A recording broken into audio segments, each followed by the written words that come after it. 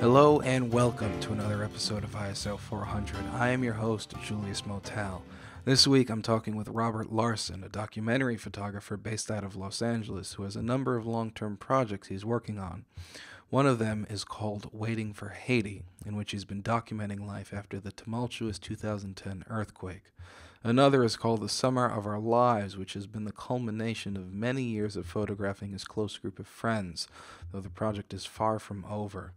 Robert's also had the distinct pleasure of photographing his own wedding, which is quite the experience. We'll hear about all of that and more in this episode. As always, our music is provided by Yuki Futami, a New York-based jazz musician. And if you like what we do, please hit subscribe down below and share this with your friends. Thanks so much. Well, welcome to, this is the 7th episode of ISO 400. Thanks so much for taking the time. As per my research, you first started photographing in 2007 for a small-town newspaper. And then you started pivoting to photo essays and photo stories in 2009, around when your grandfather passed away. And you've been frequently to Haiti, and you've done a lot of work there for, I think it's called Waiting for Haiti. That's the name of the project. And you've done a number of things, photographed your own wedding. You have a project you did with friends called The Summer of Our Lives. What I'd like to start with is photographing your own wedding, or at least doing that project. How did you balance being groom, like being present as the husband-to-be, and also, you know, fulfilling your photographic impulses? I think just by not having any pressure on myself. Mm-hmm.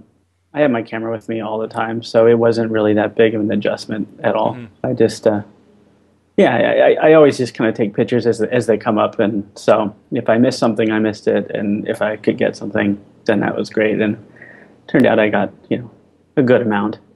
Yeah, so definitely. I mean, the images are gorgeous. And how did you navigate that? I mean, I don't know. Have you done weddings before, or was it sort of your first splash?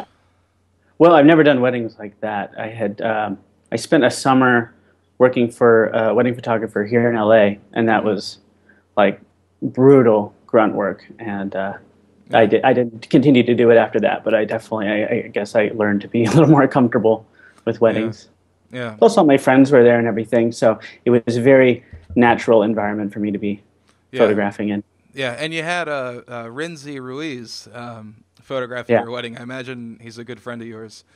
And he did a fantastic job. He's a great photographer from everything I've seen. And what did it mean for you to have that good of a friend photographing your wedding? Because I imagine for a lot of weddings, the photographer and the couple don't necessarily have a relationship prior to the wedding. It made it really easy, actually, because I just trusted Renzi, so I didn't really even have to worry about anything. Mm-hmm. The fact that he was available was just one less thing we had to even think about. I knew he'd do a good job. I can only imagine, yeah. One thing I've noticed both in the images from the wedding series, the handful of images that you got, and your work overall, there's a quietness to them.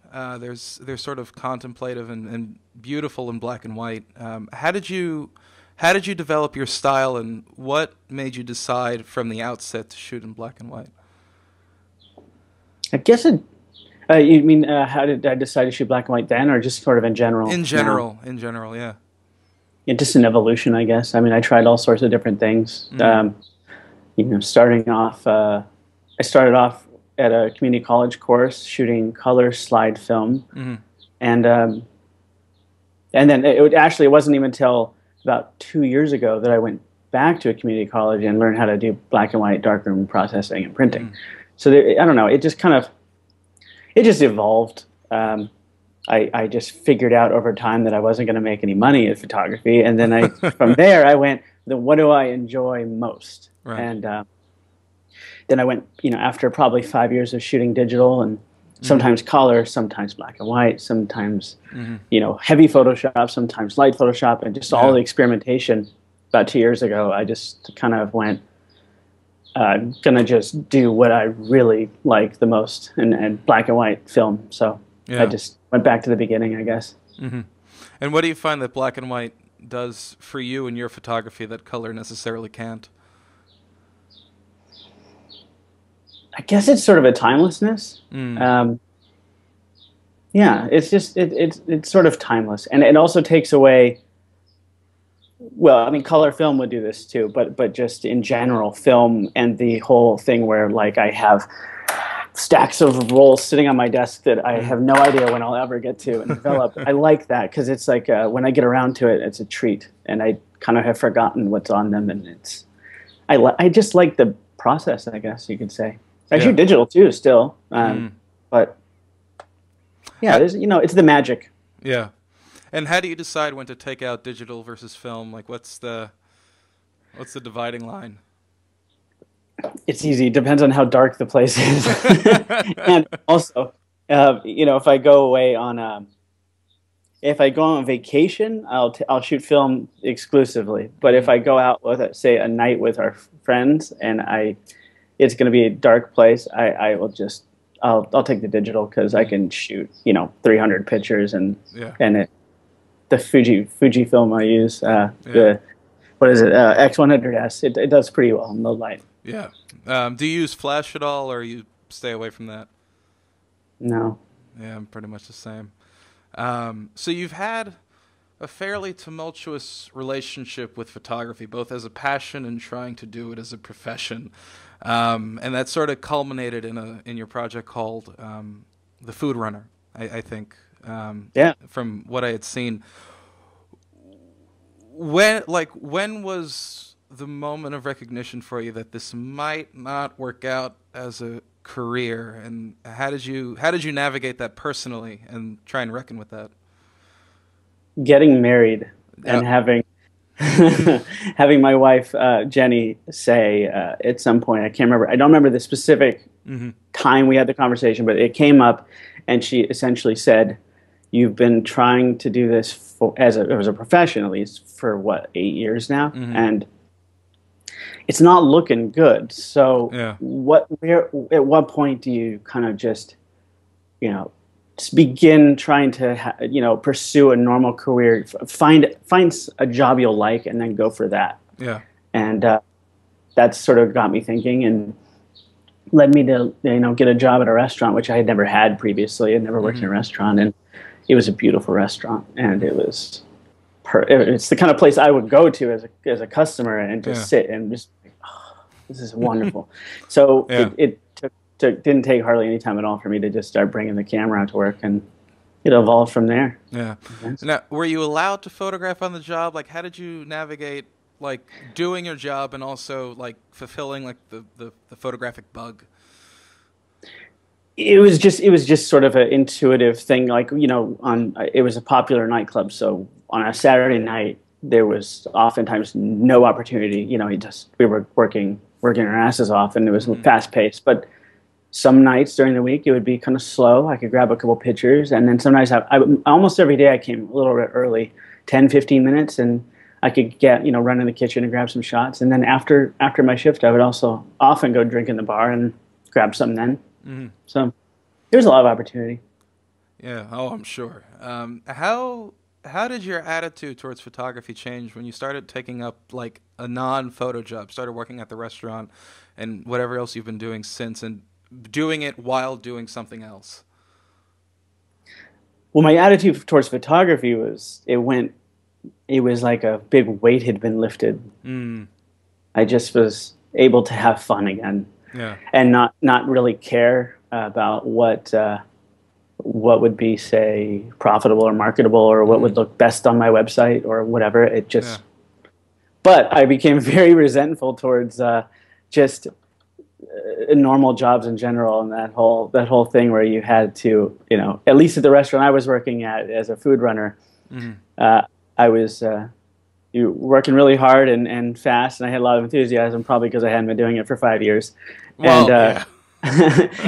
and I wanted to be a waiter, and they said, yeah, you're good and all, and we'll give you all the shifts you want, and Hmm. the best times, but to be a waiter, some of these guys have been bussing tables for like 40 years, and I went, this is stupid. Like, this is, who would do that for 5 years? And then that Yeah. evolved, and I started thinking like, well, there's got to be other ways of making money where they don't, there's not somebody telling you when you're allowed to. It's only based on how hard you work. That's kind of what changed. Yeah. Okay. You had said in a previous interview that you're able to find beauty in sorrow, and I think that was related to your Haiti project. Um, how how did you find that you were able to do that? Like when was that first moment for you when you realized that you can take something tragic and bring something really beautiful, gorgeous out of it? Well, I don't know. A lot of that stuff was really hard to see, Mm. especially for the first time. Yeah, yeah, of course. And I don't know. I find,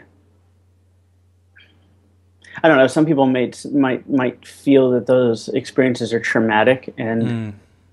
they were traumatic, some of them. But a lot of times, it's traumatic at the beginning, and you have a good cry, and you talk about it with your friends, Hmm. and then it becomes a very interesting experience in a lesson, sometimes about just life, Yeah, and that's sort of what I find beautiful. yeah. It's babies being born. That's equally as important as Mm. people dying. Sometimes it's just these two huge moments in a person's life, and they Yeah, one is usually more traumatic than the other, but they're still significant, and I think that's fascinating. yeah. And You know, how many trips have you made there? three. Three. When was the first, and what was it like photographing in a place that I imagine was so different from things you knew? The first was in 2010. It was 5 days after the earthquake. I went Oh down man. because the earthquake had happened. Hmm. I had spent a lot of time traveling, Hmm. and in also in third world countries. I was in Liberia, Mm. Monrovia, Liberia, for about 3 months, Hmm. living on a ship. So I Whoa. had traveled. Yeah, I traveled quite a bit, Mm. but I had never. It was always kind of, what would you say, wanderlust or something like Sure. that. So Yeah. when the earthquake happened in Haiti, I had been wanting to travel, but for a purpose and Mm. to see something specific that was historically important, not necessarily looking at an old building, Hmm. but something historically important that's happening right then and there. And Yeah. so that seemed kind of like the natural next step was. And I'd always wanted to go to Haiti. Right. Haiti fascinated me, so that seemed like the right time. Yeah. And it was um, it was sad. It was frustrating. It was very frustrating a lot of Hmm. times, and it was also sometimes thrilling. It was an incredible experience. Yeah. And how long did you spend there the first time, or each time rather? I mean, were they of varying lengths or? It was like 2 weeks each time. I don't know Hmm. why that was my magic number, but yeah, it's 2 weeks per trip. Yeah. And was the experience photographing in a situation like that different from what you had photographed previously? I mean, it's after an earthquake. I imagine the circumstances are a bit different. Um,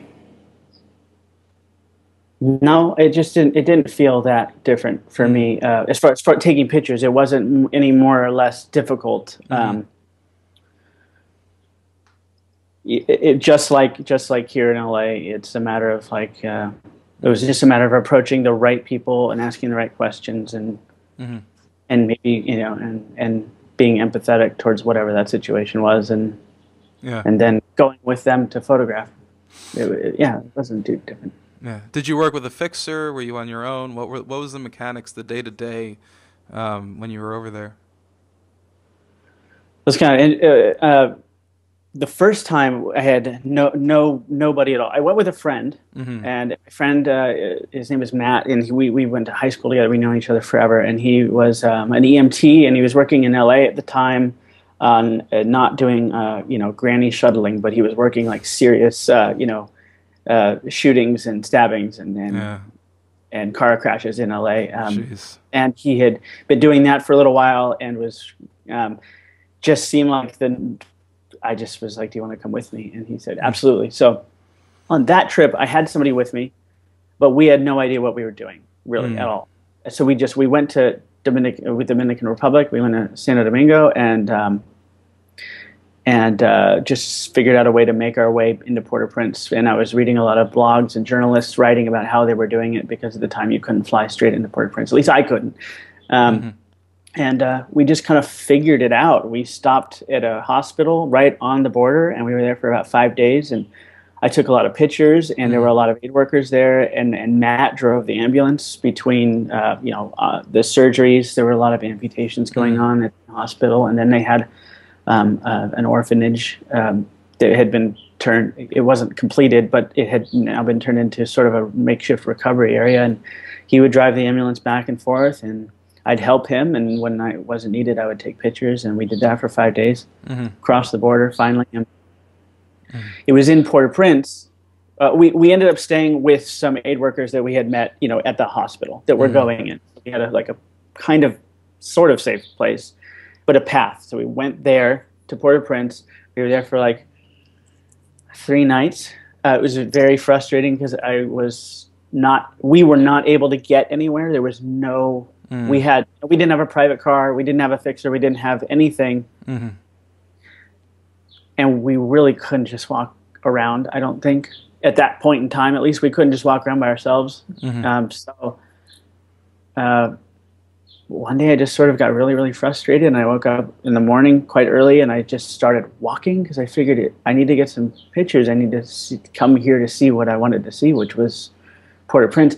But I didn't want to risk anybody else, so I just got up and I left, and I didn't tell anybody where I was going. And I ran. I was walking on. See, it was interesting. See, at the time it was hard for a lot of people because a lot of people died or displaced, and so most Haitians, if they saw a white guy walking on the street alone or even in a group, they would come up and they would talk to you, and they would, they needed things, and they had questions, they wanted help, something, and it was. It was pretty. There were a lot of them were very aggressive, and it was interesting because when I was walking by myself, everyone sort of just ignored me. And one guy was walking next to me on the street, not on purpose. We just next to each other and walking, and we kind of looked at each other, and smiled and didn't say anything. And this was a very odd interaction for me to have, because even though I acknowledged he was there and he acknowledged I was there, he didn't try to talk to me at all. He was just in his own head doing his own thing. And we walked next to each other for maybe 20 minutes. And I finally looked at him again, and he looked at me again, and I said, "Hey." And he said, "What's up?" I said, "I'm just trying to take some pictures." He goes, "Nah, I'm walking." I'm like, "Where are you going?" And he said, "When I walk, I just walk." And I was just kind of floored by him, and we became very close friends after that. And he was sort of, in a way, our fixer, and we went a lot of different places and saw some things on that trip. Then on the next 2 trips, I went and I would stay with him and his family, and I became very close with them. It was an interesting experience. I'm sure. Were there shifts? Were there changes at all in the 2 later trips? Further and further out from the earthquake. What was it like shooting later? Much more comfortable, especially with Jean-Marie with me, because he was, and in his neighborhood too. A lot of people would kind of get to know me a little bit. I would be at least a familiar face to a degree, even though it would be maybe a year between trips. They still, I was still stood out as an oddity in the neighborhood. So, it became more and more comfortable. It became more like being at home in a way, just hanging out with kind of a surrogate family and eating your favorite food and going to your favorite bars, and then taking day trips to see specific things that were of interest. And where does the project stand now, and where is it going if it's to continue? Interesting question. Well, at that point in time, I really wanted to come up with this big grand plan, waiting for Haiti. It would be this long-term ongoing thing, and I got some grant money. I also spent a lot of my own money, and what it turned, I thought it was one of those egotistical young, like, I want to save the planet sort of projects in a Mm, way. And yeah. I didn't really have a plan. I just knew I wanted to do something big. And what it kind of turned into was just the relationship I had with Jean Marie and the Michel family. Mm-hmm. They have all moved, well, not all of them, but Jean Marie, his wife, and his son have now moved out of Haiti, Mm, and they live in a safer place. They both got jobs. Their life is completely different. And that's fantastic. in a way, it was because of our friendship, because some of the money I paid him at the time, because I paid him very well on each trip I would come, just to make himself available in a way. Like, Yeah, yeah, it costs a lot of money just to get around, and a lot of bribing, because people just always want money for every little thing, and that's fine. But it just, yeah, I needed him, and so yeah. that kind of interaction, in a way, waiting for Haiti is sort of on hold. And I would like to go back. Mm-hmm. I would like to go back many more times and see Yeah. more. But I think now it would be more of a study of, like, a just sort of an essay, rather than a specific with any specific goal. I Mm-hmm. think I would just go back now to spend time with him and to kind of focus more on capturing sort of the spirit of Haitian culture, as opposed to trying to tell specific stories that are supposed to move people and make them Mm-hmm. upset or whatever. Yeah, yeah. To try to, I'm not going to be able to make a difference in Haiti. Somehow our friendship, it made a difference in my life, and it made a difference in the Michelle family, and that's awesome. Yeah, So of course. What did it's you? changed. I'm sure. What did you, in the process of working on a project like this, what did you learn about yourself as a photographer in doing this?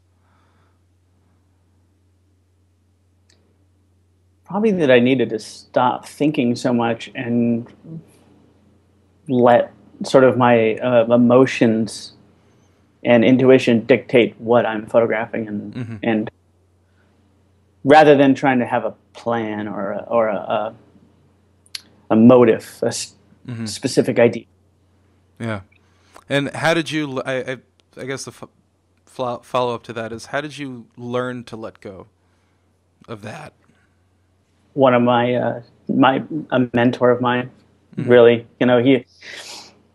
when I had taken him the pictures from Haiti, after, I think, the second trip, Mm-hmm. and his name is Garrett Ludwig, and he's a National Geographic photographer. He's like he's my hero, my Yeah. living hero, I guess, at least. Steve Jobs is my other one, but, and he looked through all my pictures, and he just said, these are okay, but there's, maybe 5 pictures here that actually express some sort of emotion about the way you're feeling about a Mm-hmm. situation, and the rest of them are just pictures of Haiti. I mean, some of them are good, some of them are interesting, but that's just Haiti. It's this.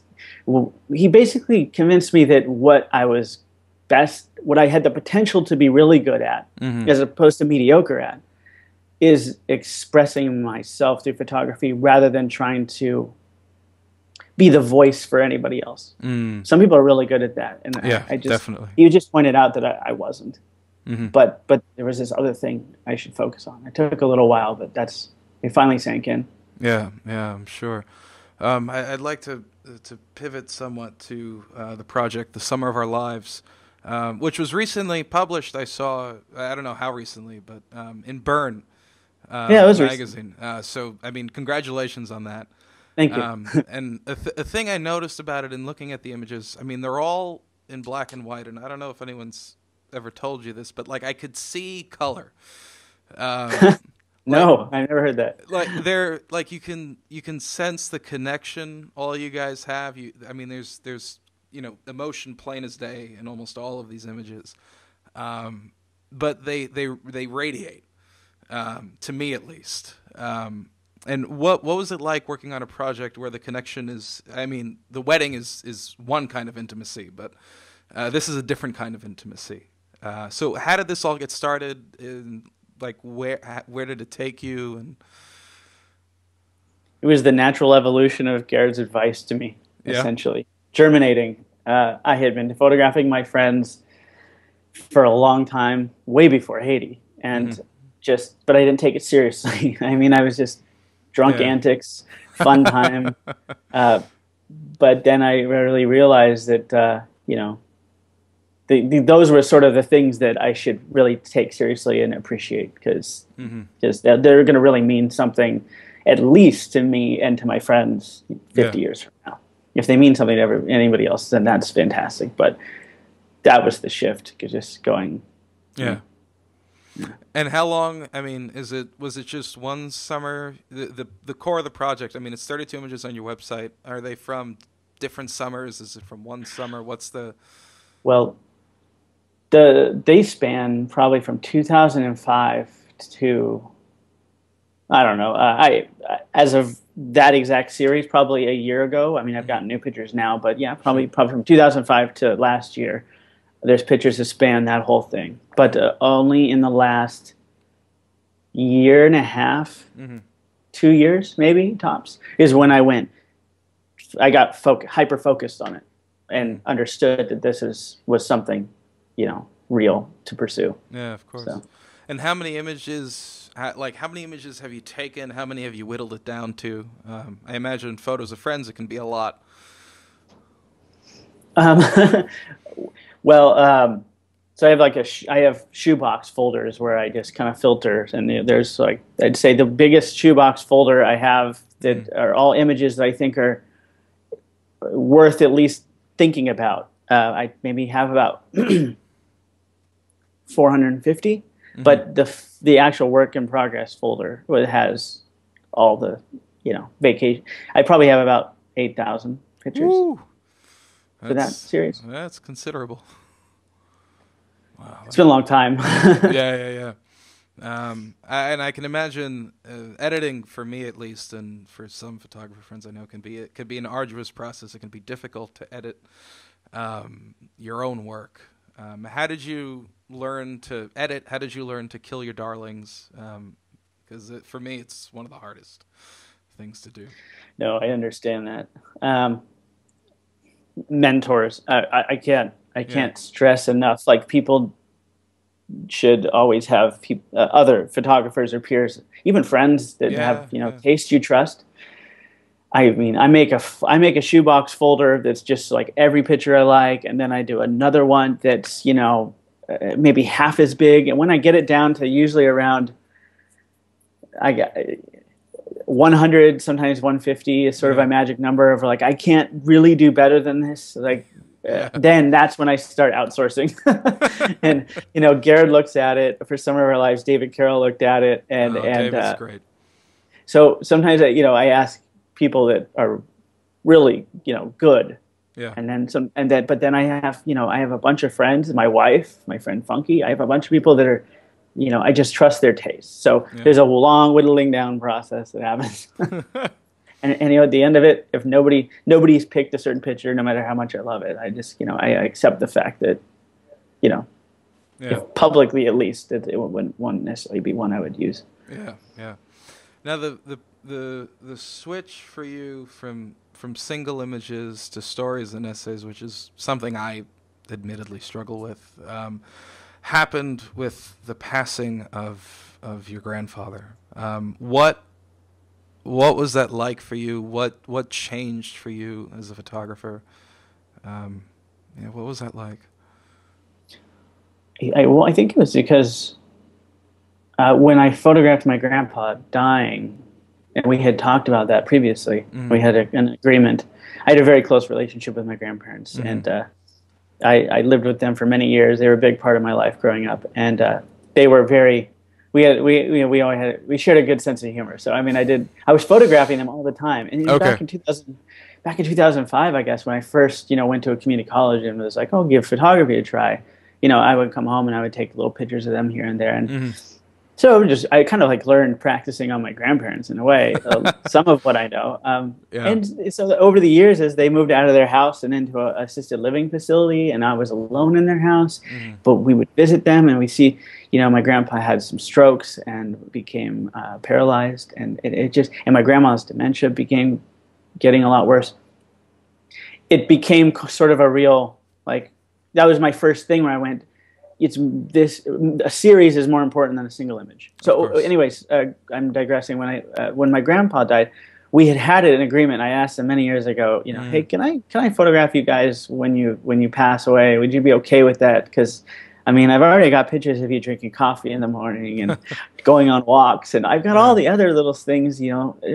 This would be a huge moment in all of our lives, and it's going to be devastating for me. And if it's okay with you, I'd like to take a picture. Hmm. And they, and my grandma, I remember we were sitting in the kitchen, and she laughed. She goes, "Oh, sure." And she goes, "Grandpa, Robbie wants to photograph us after we die." And he goes, "I don't give a damn. I'm gonna be dead." And so it just became, so many years later, I took that picture, and it was a really beautiful and hard thing to experience. And Mm.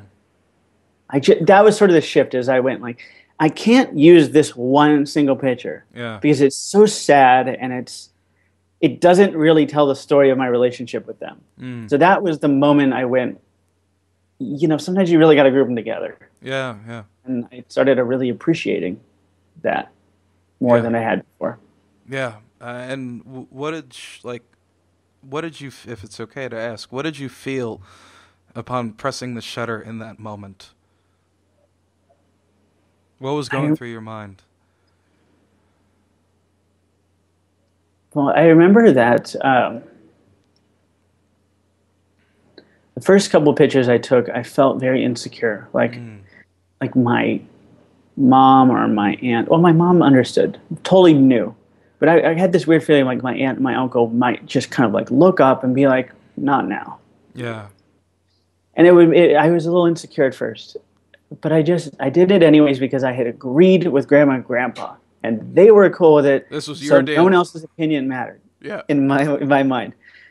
Um, and they didn't. They understood. Nobody said a thing, Hmm. and then it became like just like really, I don't know. Um, but yeah, so no one else's opinion mattered. You were saying. Right, right. And so I guess just to finish that thought, it felt like in a way making the best of just something that I really had dreaded having to deal with. Hmm. It felt like we had completed an agreement, and Hmm. it was wonderful. It was like kind of a relief in a way that had happened Yeah, I'm sure. And the way we had talked about. yeah, no, of course, and I think it's fantastically important to have these images, both of after they passed and also of their life to show who they are. And what were your now that you had this change as a photographer from single to story? Um, what were your next steps after that? Looking forward, you just crossed this threshold into a sort of a new space for yourself personally and professionally. Where did you move? Where did you go after that? Well, I'm not. After that, there were many years of just trying to make it work professionally. Hmm. So I didn't put a whole lot of thought into it. Only that when I was shooting personal stuff, Hmm. I started thinking a little bit more in terms of series, like Mm. groups of images. But I didn't.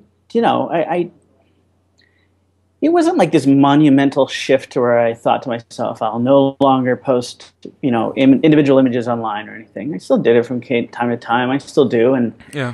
but it just, the end goal became different. So Hmm. anytime I thought of, something that I really wanted to achieve, it always was then a series rather Hmm. than a single image. Hmm.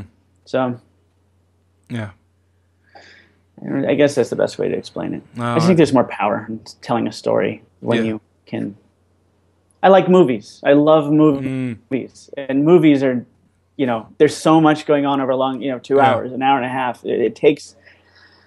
So maybe that's a big reason why it seemed like a natural shift. Yeah. Are there any particular films that have influenced your photography in a big or a small way?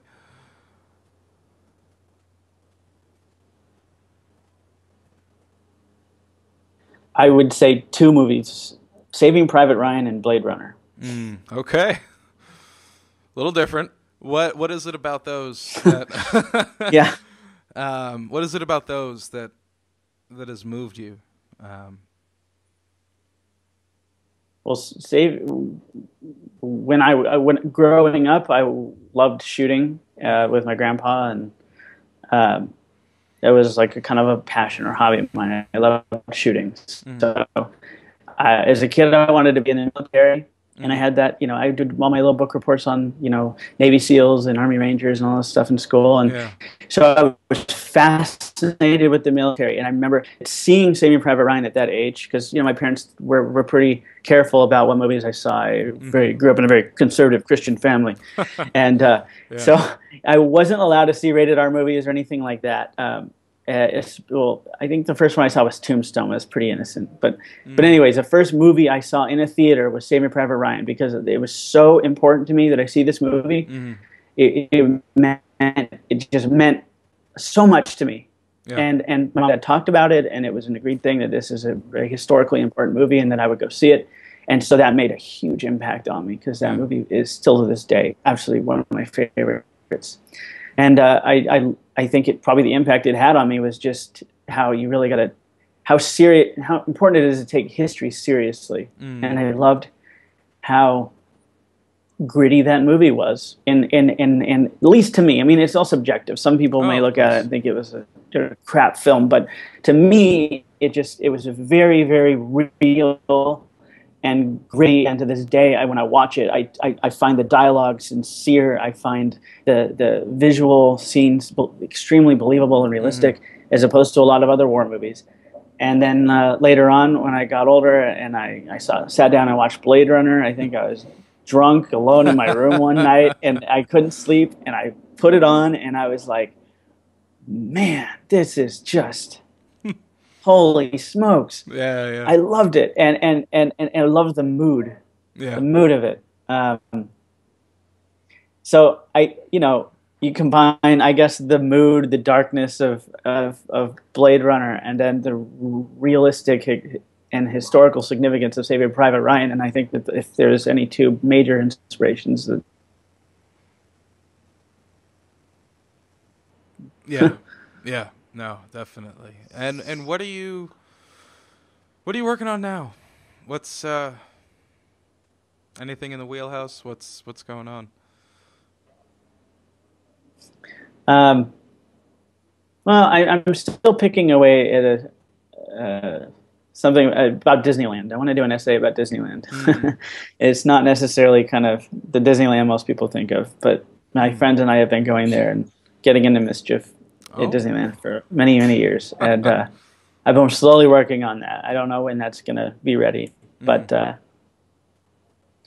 and then I'm working on something right now with a teacher of mine, and the changes affecting his life, and but I feel like I'll probably jinx it if I talk about that. Okay, but no you've got like a lot of little irons in the fire, I guess. And some of our lives is still evolving. I mean, once people start popping out babies, then it's going to take a whole new shift. Oh, so, yeah.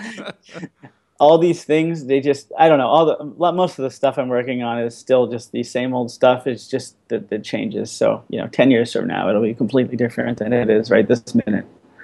Yeah, no, definitely. I'm sure. So one thing I ask every photographer in these interviews is, and in your case, since you're sort of a long-form documentary photographer, what is one piece of advice you'd give to someone who's just starting out in documentary photography? Don't take it too seriously. Just have fun. I mean, that is the best thing I could say. If you're not enjoying yourself, then what's really the point? Or at least if you're not feeling fulfilled, you may not be having fun. But if whatever you're shooting isn't fulfilling you, then what's the point? Yeah. No, I hear you. Well, thank you so much for doing this. Thank you. Well, yeah. Yeah, no, of course. Thanks so much for watching. This has been ISO 400. If you want to see more of Robert's work, go to robertlarsonphotography.com, or you can check him out on Instagram at robertlarson. And if you like what we do, please hit subscribe down below and share this with your friends. Thanks so much, and see you next week.